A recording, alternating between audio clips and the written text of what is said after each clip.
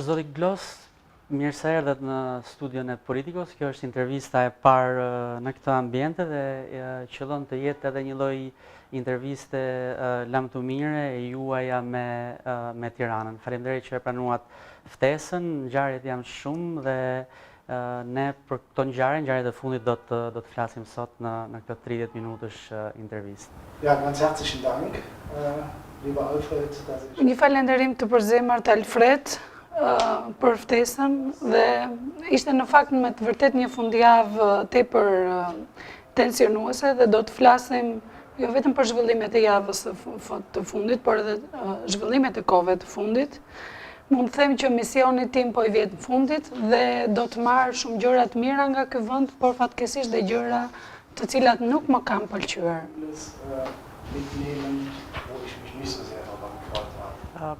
Me që jemi këtu tek gjërat e mira që do merrni me vete dhe gjërat që nuk ju kanë pëlqyer, mund të na listoni shkurtimisht disa gjëra që ju kanë pëlqyer shumë nga Shqipëria dhe shqiptarët dhe disa gjëra që nuk ju kanë pëlqyer. Das kann ich gerne tun. Zunächst einmal... Si karakter jam një njeri që mendoj pozitivisht dhe mund të flas me kënaqësi edhe për gjërat ose le të themi për eksperiencat e mira që kam patur këtu në Shqipëri. Ti di që unë përfaqësoj një organizat, një fondacion politik këtu në Shqipëri. Në këtë kuptim edhe aktiviteti ynë ka lidhje të ngushtë me politikën. Dhe nëpërmjet punës time, aktivitetit tim këtu, kam patur fatin e madh që ta njoh Shqipërinë më së miri që nga veriu në jug dhe që nga lindja në perëndim. Mund të njoh për Shqipërinë si një vend të mrekullueshëm, një vend me njerëz të mrekullueshëm dhe me resurse kaq të shumta për të cilat shumë vende do t'i kërkonin të kishin me kaq dëshirë. Në këto 3 vjet nuk ka patur asnjë rast të vetëm në të cilin nuk kam përjetuar miqësinë dhe mikpritjen e shqiptarëve në pozicionin tim si huaj si gjerman. Kur flisi për Shqipërinë e bukur, gjë për cilën unë dakordohem, më kujtohet slogani I fundit I protestës së opozitës, I cili thoshte Shqipëria nuk është e varfër, por është e vjedhur. Dhe do doja të ndaleshim pak tek kjo fundjavë që shkoi. Pyetja ime ishte për të mirat dhe për të këqijat. Unë kuptoj që do doni të shmangeshit të këqijave, po ç'përshtypje ju la fundjava e shkuar? Protestat, reagimet, gazi lotësjellës, dhuna, mos dhuna, retorika e meradh. Also zunächst glaube ich... Mund të them që protesta e opozitës në fundjavën e kaluar pasqyronte ose le të themi përmblidhte një mori problemesh dhe zhvillimesh jo vetëm të javës së fundit, por mund të themi edhe të muajve të fundit. Ka më shumë se 3 vjet që ndodhem në Shqipëri dhe në gjithë këtë kohë që ndodhem në këtë vend, kam përshtypjen se ky vend ndodhet në mënyrë permanente në një krizë politike. Zugespitzt hat sich das aus meiner Sicht Mund të them që kjo krizë ka filluar që nga vjeshta e vitit 2016, këtu mund të përmend në këtë rast zgjedhjet në qarkun e Dibrës, mund të përmend protestat e shumta në shkurt të vitit 2017, mund të përmend Çadrën, e deri në fund marrëveshja midis opozitës, midis Partisë Demokratike dhe qeverisë në maj të 2017-s, çfarçoi në dështimin më të madh për Partinë Demokratike për zgjedhjet parlamentare. Dhe së fundmi mund të them që të gjitha këto zhvillime, duke përmendur këtu blerjen e votave, presioni që është bërë, gjitha manipulimet që janë bërë zgjedhjeve në lidhje me votën, të gjitha rastet që kanë patur ngjarjet në lidhje me Lulzim Bashën apo Dritan Ndajtin e shumë raste të tjera, të gjitha këto krijojnë një atmosferë dhe përfundimin që zgjedhjet janë të manipuluara dhe ekziston korrupsioni. Të gjitha këto fenomene, të gjitha këto ngjarje, të gjitha këto ndodhi kanë ndezur akoma më shumë situatën. Ka megjithatë një themi paradoks, një kontradiksion. Pyetja ime që besoj e bëjnë dhe shumë shqiptarë të tjerë, ata që i ndjekin zhvillimet politike, është si ka mundësi që Walter Glos është ndërkombëtari I vetëm, ndoshta ndër të vetmit, po I vetmi ndër këta që kemi këtu në Tiranë, që ka këtë teh kritik, ka këtë mendim kritik, ndërkohë që ndërkombëtarët e tjerë nuk I kemi dëgjuar të kenë këtë ton kritik, madje nuk shfaqen kurkund asnjëherë kritik. Pse ekziston ky hendek? Ich glaube, dass Kur ndodhin ngjarje, histori, raste dhe në raportet ndërkombëtare, mund të themi që gjithmonë shihet me një lloj pozitiviteti, por në momente që nuk vihet gishti mbi plag, atëherë kjo çon në një problematik të thellë. Albanien Shqipëria ka vështirësi të mëdha. Mund të themi që ajo ka realizuar shumë gjëra dhe gjithmonë në lidhje e parë ngushtë edhe me hyrjen e saj në Bashkimin Evropian, me pranimin ose fillimin e negociatave, ajo ka zhvilluar reforma, ka bërë hapa përpara, por duhet theksuar që ajo përveç këtyre vështirësive ose realizimeve që ka arritur, ka dhe shumë vështirësi. Nuk përbën asnjë ndihmë për Shqipërinë, nëse gjërat shihen vetëm pozitivisht. Komentet janë pozitive dhe përfundimet që nxiren janë pozitive, sepse do të vi momenti I vendimit, kur do t'jetë votimi, dhe atëherë situata do të përkeqësohet. Do të thuhet që pse nuk na e keni thënë këto gjëra, pse nuk është raportuar për ato. Prandaj në këtë kuptim mendoj se një komunikim, një qasje më e sinqertë do të ishte më mirë për Shqipërinë. Unë kam një pyetje që ka të bëjë me zërin tuaj. Zëri juaj është pak I ngjirur, duket sikur keni qenë në protestën e shtunës. Ka lidhje me protestën zëri juaj? in der Tat hat Zëri im, ose le të themi, kjo ngjyrja e zërit ka të bëjë natyrisht me protestën, por unë do të them se nuk mora pjesë në mënyrë aktive në protestë, por e vëzhgova atë gjatë 5 orëve të zhvillimit të kësaj proteste nga balkoni I zyrës, gjatë gjithë kohës. Nga balkoni shihja taracën e godinës së kryeministrisë apo taracën e kuvendit dhe shihja se si policët përdorën gazin lociellës apo shkopat e gomës. Dhe duhet të them që edhe në lartësinë e balkonit ku isha unë në atë kat, arrinte të vinte tymi I këtij gazit toksik tepër të rrezikshëm dhe mbas 2 ditësh prap përveç lodhëve që shkaktoi gazi toksik atë ditë, edhe 2 ditë më pas kisha probleme me zërin apo me syt. Dhe imagjinoni protestuesit që ishin në një ekspozim akoma më direkt me këtë gaz toksik të rrezikshëm, duhet të kenë patur akoma më shumë probleme se sa unë. Dhe me sa di unë, zyra juaj është në katin e 11 ose 12, që është një lartësi e konsiderueshme, po pyetja ime ka të bëjë me atë se si vëzhgues ndërkombëtar, çfarë dinamika, çfarë ju bëri përshtypje nga përballja ose nga protesta në përgjithësi, cila është gjëja që ju kapi syrin dhe vëmendjen? Also zunächst einmal habe ich festgestellt, Unë mund të konstatoja nga vëzhgimet e mia që opozita ja doli mban që të sillte shumë njerëz për të protestuar për situatën politike aktuale, për të protestuar për këtë situatë me të cilën shumë njerëz nuk janë dakord. Dhe jo vetëm unë nuk isha I vetmi që kemi shprehur që kjo protest është një mjet legjitim, është një protest për të shprehur pakënaqësinë e njerëzve për situatën. Dhe mund të them që ja dolën mban që kaq njerëz në një numër kaq të madh arritën të shprehnin pakënaqësinë e tyre për zhvillimet në këtë vend. dass man mit gewissen Entwicklungen nicht zufrieden ist. Nga bisedat që kam patur përpara zhvillimit të protestës me Lulzim Bashën, mund të them që planifikimi I këtyre protestave ishte që kjo proteste ishte sa më paqësore, ishte menduar që dhe lulet që do t'i dhuroshin policëve të simbolizonin edhe një demonstrim, një protestë sa më paqësore.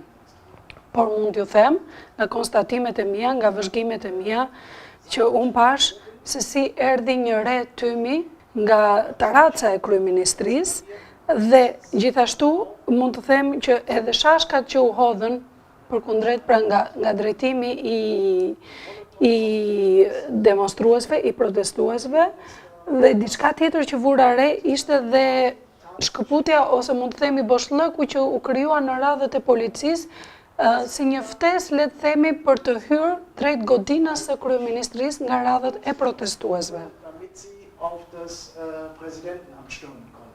Ich vermute, dass durch die Demonstranten Mund të themi që nga radhët e protestuesve u ushtrua një farë presioni në radhët e policisë, të cilët për arsye dhe sigurie u shkëputën, pra e prishën atë kordonin e tyre, por mund të themi që deri në ato momente protesta ishte paqësore dhe çfarë ndodhi më pas nuk ishte të bënte me një protestë paqësore, por të gjithë dëshiruam dhe ndodhi që të gjithë politikanët që morën pjesë në këtë protestë u distancuan në mënyrë mjaft të qartë ndaj akteve të dhunës që ndodhen në këtë protestë. Protesta shtunës Zoti Glos ka një stacion tjetër, stacioni është e Entja, që qëllon të jetë e Entja e Parlamentit, dhe këtu gërshetohet një tjetër element që ka të bëjë me Parlamentin, është kërkesa që Zoti Basha i ka bërë grupit parlamentar dhe forumeve të Partisë Demokratike për djegje ose dorëzim të mandateve, që me sa duket vendimi i marrë dhe sot në i fuqizuar në mbledhjen e grupit parlamentar, dhe me sa duket të njëjtën do të shohim protestën dhe në dukje edhe dorëzimin e mandateve. Çfarë do të thotë kjo për demokracinë në Shqipëri, për jetën politike në Shqipëri, për CDU-n dhe për komunitetin ndërkombëtar në përgjithësi? Also es gibt mit Sicherheit Mund të them që ka perceptime të ndryshme në radhët e shqiptarëve në lidhje me këtë çështje, por ka një qëndrim tepër të qartë nga CDU-ja. ganz klare Haltung der Mund të them se u habita kur lexova të shtunën në lidhje me protestën edhe komentet e Bushatit, Rakipit dhe Lubonjës, ku ata mendonin se do të ishte më mirë që demonstruesit, protestuesit të kishin hyrë në godinën e kryeministrisë. Aber das zeigt genau, Pikërisht kjo flet edhe për perceptimet e ndryshme që kemi, sepse shumë njerëz besojnë se duke ushtruar akoma më shumë dhunë, duke ushtruar akoma më shumë presion, do të kemi ndryshime. politisch etwas zu ändern ist. Weil es viele Beispiele Ka shumë shembuj në botë, por mund të them edhe në Gjermani, ku janë shprehur perceptimet, mendimet, pakënaqësitë, gjithçka nëpërmjet protestave paqësore. politischen Protesten. Ich weiß aber auch, und das habe ich in meinen Jahren, wo ich jetzt Por kam mësuar gjatë qëndrimit tu në Shqipëri gjatë këtyre viteve, që këtu është disi ndryshe, pra mund të themi proceset kërkohen ose perceptohen duke arritur një zgjidhje sa më të shpejtë. dort ist der Ort der politischen Qëndrimi ynë është tepër i qartë, e kemi shprehur më përpara dhe e shprehim sërish, që deputetët e kanë vendin në parlament, sepse parlamenti është vendi i debateve, i diskutimeve politike, aty mund të diskutojnë idetë, alternativat për ndryshime dhe populli mund të dallojë më qartë që ka ardhur koha për ndryshim. Dhe shpreha siç ju e quani djegja e mandateve nuk është një instrument i duhur, pra për ne është instrumenti i gabuar, sepse kjo nuk i vlen demokracisë parlamentare. Zoti Glos, megjithatë duhet ju citoj juve në dy deklarata të forta sipas meje dhe gjithë atyre që e ndjekin situatën politike në Shqipëri. Njëra prej tyre ka qenë nafta dhe arsimi janë më të shtrenjta në Shqipëri se në Gjermani dhe do të vijë një kohë kur do ikin të gjithë shqiptarët dhe do ngelen vetëm qeveritarët. Dhe tjetra është një deklarat, një prononcim i dhënë për politikën para 2 ditësh, që gjërat janë keq dhe po shkojnë keq e më keq. Unë dua të ndalem tek nafta, me që edhe francezët kanë dalë në protesta, në demonstrata prej disa javësh çdo shtunë për naftën. Ne shqiptarët e kanë naftën më të shtrenjtë se francezët dhe kanë edhe disa gjëra të tjera më të rënda për tu përballur me, si kanabizimi prej disa vitesh, kriminalizimi i spektrit politik, dhe kur them spektri politik kam parasysh më shumë pushtetin, më shumë majorancën ose ekskluzivisht vetëm majorancën. Dhe francezët paradoksalisht kanë qenë më të dhunshëm në demonstratat e tyre se sa shqiptarët. Po të mbledhësh të gjitha demonstratat e Lulzim Bashës, e opozitës së Lulzim Bashës, kanë qenë më të buta se sa një protest e jelek verdhëve në Francë. Pyetja ime është pse nuk kanë të drejtë shqiptarët të jenë pak më të dhunshëm se francezët kur kanë shumë më shumë halle dhe probleme se sa francezët. Also zunächst einmal glaube ich, Do të thosha që dhuna nuk çon në zgjidhje dhe përdorimi i dhunës do të kërkonte edhe kundra dhunë. Por nga ana tjetër duhet të them që në Shqipëri zgjidhja nëpërmjet kompromiseve nuk është e mundur. Populli shqiptar kërkon të shkojnë në Evropë. 80% e shqiptarëve duan të bëhen pjesë e Evropës. Por që të bësh pjesë e Evropës, duhet të respektosh dhe të kesh parasysh edhe rregullat e lojës. Për sa i përket protestave në Francë, do të thosha që ato nuk duhen marrë si shembull. Nuk po i marrim si shembull atëherë, po i mbetemi me që zoti Glos përmendi Europën, unë më kujtohet një deklaratë tjetër e juaja, sipas së cilës Këshilli i Europës ose BE-ja nuk do bënte mirë t'i hapte negociatat në qershor, sepse qershori është njëkohësisht dhe muaji i zgjedhjeve. Pra fundi i qershorit janë zgjedhjet lokale në Shqipëri dhe është data e bisedimeve për hapjen e mundshme të negociatave. Pra do të favorizonte njërin anë, njërin palë në zgjedhje. Ai qëndroni kësaj deklarate e para dhe e dyta, cili mendoni se do të jetë qëndrimi gjerman në qershor për hapjen e negociatave BE Shqipëri?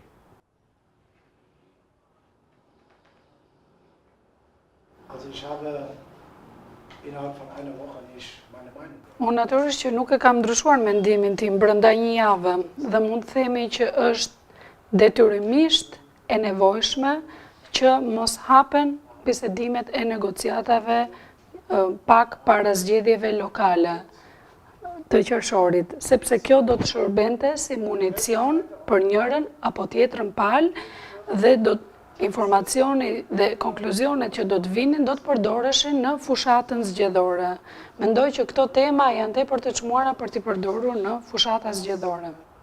Wir wünschen uns ja alle. Të gjithë dëshirojmë që Shqipëria të bëhet antar i Bashkimit Evropian, dëshirojmë që të hapen negociatat dhe të fillojnë bisedimet për bashkimin për futjen e Shqipërisë në BE. Po për këtë gjë duhen realizuar dhe disa detyra që nuk janë kryer ende. Dass man noch verschiedene Hausaufgaben. Viele von der Sozialistischen Partei. Shumë përfaqësues të Partisë Socialiste, mund të përmend këtu zotin Balla apo zotin Ruçi, kanë zhvilluar bisedime në Parlamentin Gjerman, kanë qenë në Gjermani pra dhe kanë zhvilluar bisedime atje në Parlament. Dhe kanë thënë që në qershor gjykata kushtetuese, gjykata e lartë do të jenë funksionale, në fund të marsit edhe prokuroria e përgjithshme do të ketë personel të plotë, pra do të jetë në gjendje pune, por unë do të thosha që do të ishte shumë më mirë nëse këto bisedime, pra për hyrjen e Shqipërisë në Bashkimin Evropian, të fillonin në shtator apo në tetor, kur do të ishte edhe koha që mund të tregoj dhe këto tre institucione kryesore mund të provonin se ato funksionojnë tërësisht. Dy pyetje të fundit, zoti Glos. Njëra prej tyre ka të bëjë me një lloj paradigme ose stili ose qasjeje të komunitetit ndërkombëtar ndaj Shqipërisë, që e vendosur në terma të shkurtër, me pak fjalë është stabilokraci në vend të demokracisë, ose më para stabilitetin se sa demokracinë. A mendoni se 27 vjet pas hapjes duhet ndruar kjo qasje, apo stabiliteti do të jetë i shenjtë dhe demokracia do të jetë normale ose e rendit të dytë? Fillimisht mund të them që të dyja kanë nevojë për njëra tjetrën dhe asnjëra nuk përjashton tjetrën. Pra të dyja janë të rëndësishme. Der Begriff geostrategische Bedeutung. Kur përmendim konceptin ose termin geostrategjik, mund të themi që kjo përdoret gjërësisht në kontekstin rajonal, duke patur parasysh situatën tepër të ndjeshme në Ballkan dhe gjithashtu duke patur edhe parasysh edhe mendimet apo qëndrimet e Amerikës, Bashkimit Evropian, duke patur parasysh edhe çështjen e kufive të Kosovës, mund të them që gjitha këto duke marrë parasysh, pra duke i perceptuar këto, mund të çonin në rrezik stabilitetin. Stabilität, Demokratie. Demokracia është e re, është e brisë në Shqipëri. Sipas mendimit tim, sipas këndvështrimit tim, nevojiten përpjekje akoma më të mëdha për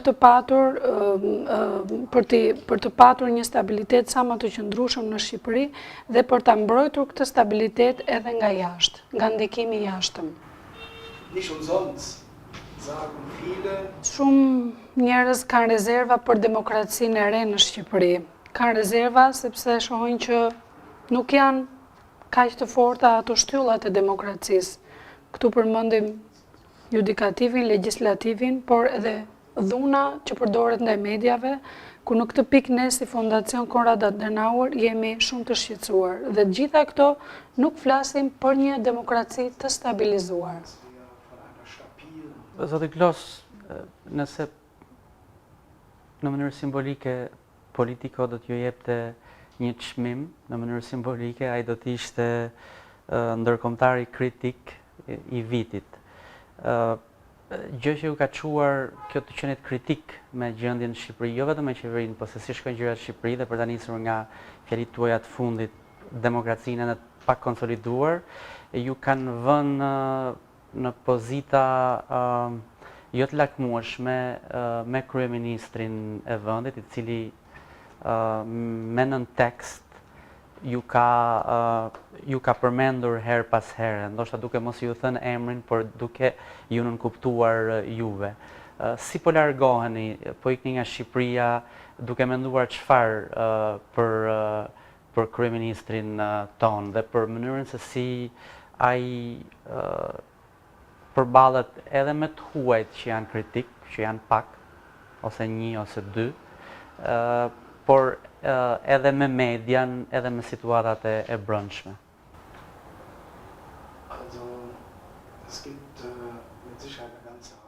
Mund të përmend në këtë pikë njësër gjërash me të cilat nuk jam i kënaqur, se si qeveria ka qasjen e saj me tema të ndryshme, ose se si Edi Rama i trajton këto tema.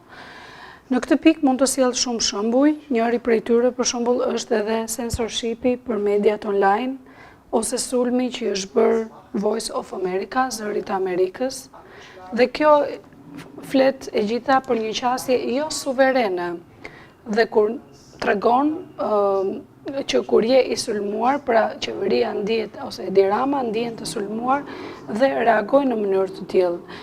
Një shembull tjetër mund të jetë dhe qasja e tij ose e qeverisë me protestën e studentëve, me vetë studentët, me mësuesit, me profesorët dhe diçka e tillë nuk është e denjë, nuk është profesionale. Kjo flet ose për faktin që qeveria nuk ka interes për të gjetur një zgjidhje, një kompromis, ose ajo vepron në mënyrë të qëllimshme, të ndërgjegjshme, me qëllim që situata të përkeqësohet dhe të shpërthejë. Duke ju falendëruar për intervistën dhe për ndihmën dhe kurajën që i keni dhënë demokracisë, edhe pse jo ende të fortë në Shqipëri, e mbyllim këtu dhe ju uroj rrugë të mbarë dhe punë të mbarë kudo që të jeni dhe sigurisht ta mbani mend Shqipërinë dhe të ktheheni sepse jam i sigurt i keni lënë ca miq të mirë në Tiranë. Also das kann ich versprechen. Ich werde mit Sicherheit nicht nur einmal. Ju premtoj që do të kthehem përsëri, do të takoj, jo vetëm do të takoj këto njerëz kaq të mirë dhe kaq të këndshëm që kam takuar këtu, por dhe do të angazhohem për ta. Kjo do të thotë që do të i lë dhe porosi pasardhësit tim që ai të angazhohet me të njëjtin intensitet për të ndihmuar dhe mbështetur të gjithë këta njerëz kaq të shumt dhe kaq të mirë në Shqipëri. Faleminderit për bisedën. Dankeschön. Faleminderit.